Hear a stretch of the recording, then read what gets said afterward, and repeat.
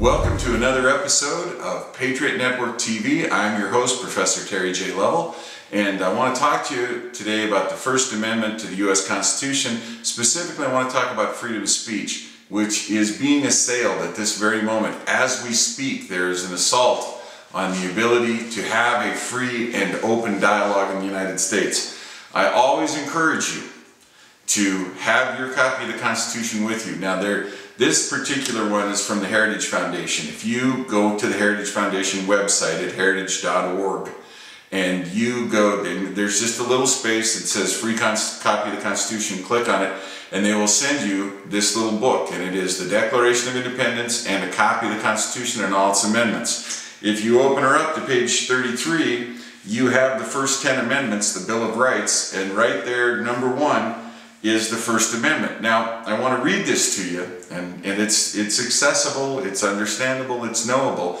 and I want to talk about what I really think is an assault on the First Amendment by the Obama administration and by some other groups in the United States right now. And I really want to underscore the extent to which we need a free press today more than we've ever needed it. We need dialogue, from the Greek word dialogos, which is strictly translated for meaning to pass through. We don't need discussion where we dissect it into little pieces. We need dialogos. We need the meaning to pass through our conversations and not have it cut into little tiny pieces.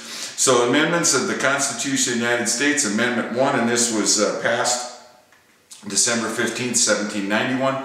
Congress shall make no law respecting an establishment of religion or prohibiting the free exercise thereof, or abridging the freedom of speech, or of the press, or of the right of people to peaceably assemble and to petition the government for a redress of grievances. Now, this says, and the religious aspect of this I'm going to cover in another, that's actually a 3-part series, but I just want to talk about the freedom of speech, speech, or abridging the freedom of speech. Now, what that means is, and what Jefferson had in mind, what Madison had in mind, what the founders had in mind, is that you would never be stopped from expressing political thought and political speech.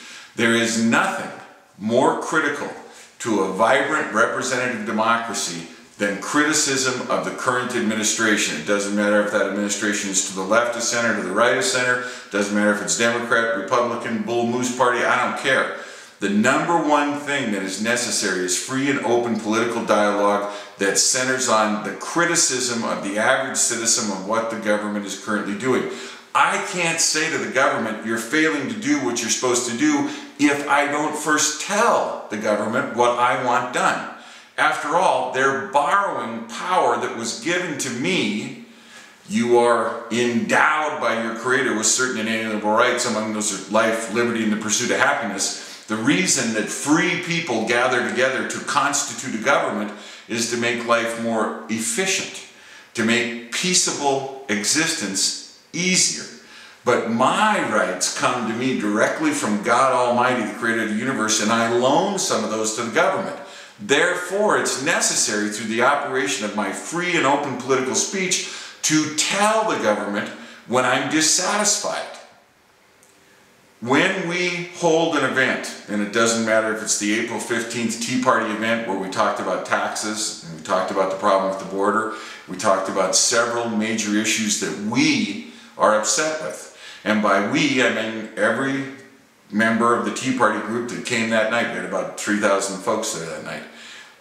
When we get 600 people together at the Performing Arts Center at Yavapai College to talk about not evil, just wrong, and we want reform in the way that environmental legislation stops jobs and prevents growth and kills people in the developing nations of the world because it denies them DDT, or denies them coal-powered electricity, or denies them clean water, or denies them sanitation because they can't have the economic growth in place that they need to provide those services to their citizens.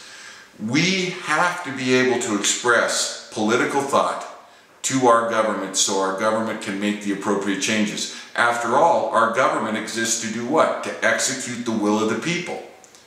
The mandate in a democracy resides in my God-given authority to vote and have a government that does what? What I tell it to do. When the government takes on a mind of its own and begins to do things that I disagree with, not me individually, but the mass of voters, the majority of voters, it is time to reform the government. President Obama and his administration have specifically attacked a single news outlet, the Fox News station, saying that they're not a news outlet, they're not a real news outlet, that they're a wholly owned subsidiary of the Republican Party. Now, first of all, that's a lie. That's not true. Second, Fox News is one of the few places where we can get, people like me can get questions asked that I want asked. We still don't get them answered by the Obama administration, but we can at least get them asked. One of the things that I'm most upset about with healthcare is that Mr. Obama in campaign mode said what? We're going to be totally transparent. When it's time to do the healthcare bill, we'll do it on C-SPAN. We'll bring in everybody, and his famous comment about the drug companies and the insurance companies will have a seat at the table, they just won't be able to buy all the other seats. Okay, well great. Put your money where your mouth is. Bring in the cameras, put it in front of C-SPAN, and let us find out what's going on. Or better yet, open up the Finance Committee of the U.S. Senate and let us read the rough draft of the bill. Or better yet, follow your own promises that you made when you were running for president, Mr. Obama, and have some transparency and put the bills up online for 5 days as you promised, which you're not doing.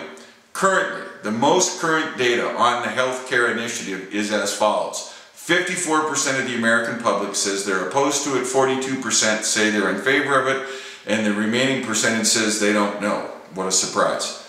When 54% of the American people in a reputable poll, that's the numbers from Rasmussen, when the Rasmussen poll says 54 opposed, 42 are in favor, that means that you haven't sold the bill. That's a referendum, if you will, on your current ability to tell us what's going on.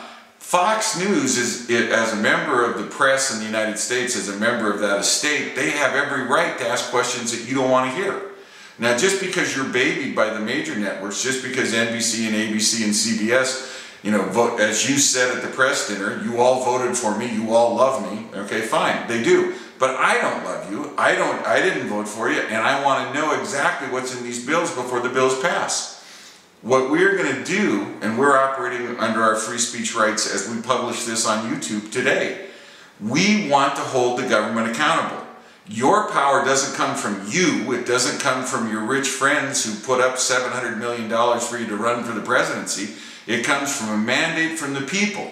And our power derives directly from a gift from God, the creator of the universe, to us. Read the Declaration, the mission statement of the country, read the operating manual, the Constitution, and you'll quickly find out the way you're trying to do the healthcare bill is, if not outright violating the Constitution, it is clearly against the spirit of the Constitution. And more importantly, Mr. Obama, it is against your own campaign promise to be the most transparent administration in the history of the United States. Stop attacking news outlets that try to hold your feet to the fire. Stop attacking the people who want questions answered, and start answering the questions. You work for me. You work for us. You are not self-employed.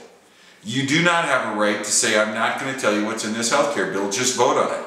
In the House and in the Senate, there are 5 different bills going through, and currently it seems to be the attitude of the Obama administration, shut up and vote for it. Well, 54% of Americans say we don't want this bill. 54%. If democracy means anything, it means the 54% overrules the 42%, and you've got to sell us on this bill by being transparent, as you promised, and at least putting it online. I'll be visiting your website every day to see when you put the healthcare bill online. In the meantime, please, it belittles the office of the presidency, and it embarrasses you as someone who once taught constitutional law to act like a member of the press is somehow illegitimate. We'll see you next week.